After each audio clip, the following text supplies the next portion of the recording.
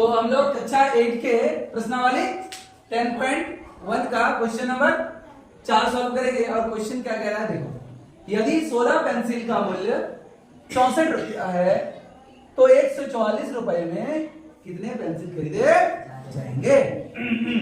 तो देखो क्या है, करेंगे क्या, सॉल्व।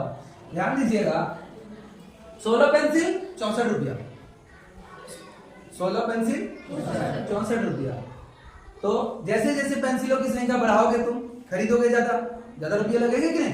अगर आपने एक पेंसिल खरीदा तो मान लो 4 रुपया लगा, अगर आपने 2 पेंसिल खरीदा तो फिर 8 रुपया लगेगा, 3 खरीदा तो 12 रुपया लगेगा। यानी क्या हो रहा है, जैसे जैसे पेंसिलों की संख्या बढ़ रही है रुपये की भी बड़ी रुपया ज्यादा लगेगा। तो ये कौन सा नियम लागू होगा, अनुक्रमानुपाती नियम लागू होगा ना। तो चलिए सबसे पहले क्या बनाते हैं, एक सारणी बनाते हैं। क्या बनाते हैं, सारणी।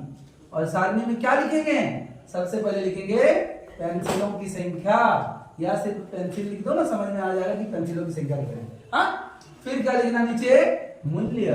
क्या बाबू, मूल्य रुपये में, तो रुपये में है, कोई दिक्कत नहीं।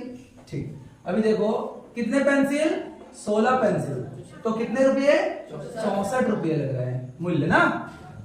रुपये में अगर लिखोगे तो 1 2 चलो, और ये संख्या में है तो संख्या में कर दो। और अब आगे क्या बोला है, 144 रुपये, तो रुपये दिया है 144, बट क्या नहीं दिया है, पेंसिलों के।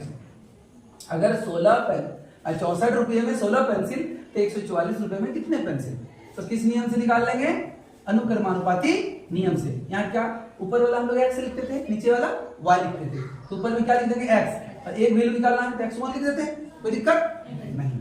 चलिए क्या लिखेंगे, अनुक्रमानुपाती नियम से। नियम से क्या कहता है अनुक्रमानुपाती नियम, कि इसका अनुपात बराबर इसका अनुपात होगा, यही कहता है ना। अनुक्रमानुपाती नियम का दूसरा नाम क्या है, समानुपाती। और समानुपाती का मतलब होता है समान अनुपात। क्या, समान अनुपात। तो इसका अनुपात और इसका अनुपात क्या होगा, समान होगा। इसलिए तुम क्या कर दो, 16/64 इक्वल टू x1/144। अब क्या करेंगे, क्रॉस मल्टीपल। क्या, हाँ करो ना। तो क्या करेंगे, 16, नहीं तो एक काम करो, ये नीचे है, x के साथ ये भागा में है, इधर आएगा तो गुना में हो, और नीचे कितना है, 64 है, उधर रहने दो किसको, x1। अब 16 4 है 64, और ये 4 से इसको भागा देंगे, क्या होगा, 4 तिया 12, और 2 बचेगा और 4 है, यानी 4 4 6 24। यानी क्या आया, 36 बराबर x1। क्या, 36 बराबर x1 रहे या x1 बराबर 36 रहे, बात तो एक ही है, इधर उधर कर लोगे। ठीक, तो x1 क्या माना था तुमने, x1 क्या माना था कि 144 रुपए में कितने पेंसिल होंगे, तो क्या लिखेंगे, अतः क्या लिख दोगे, 144 रुपए में कितने पेंसिल, हाँ 36 पेंसिल होंगे ना।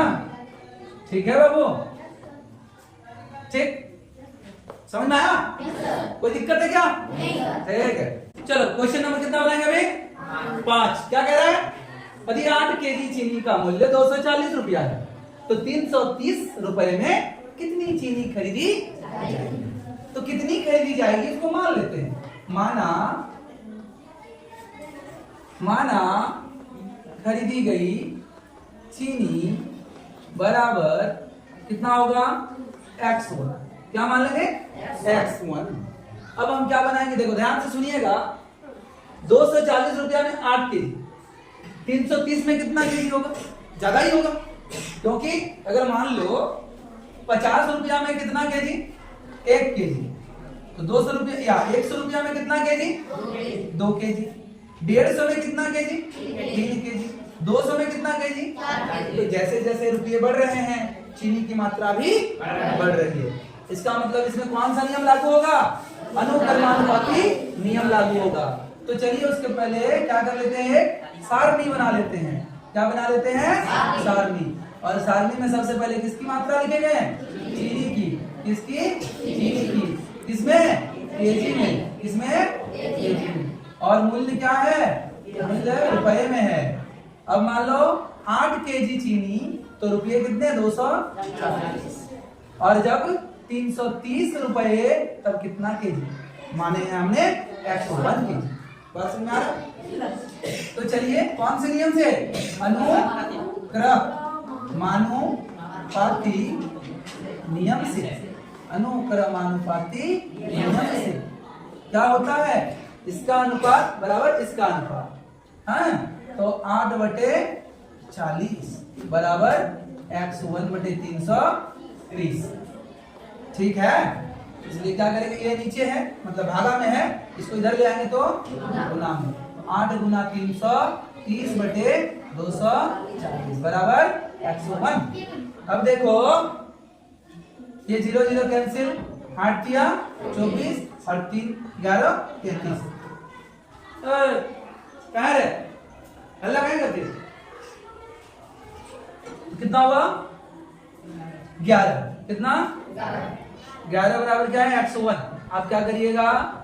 101 को इधर लिख दो, 11 को इधर लिख दो, हो गया।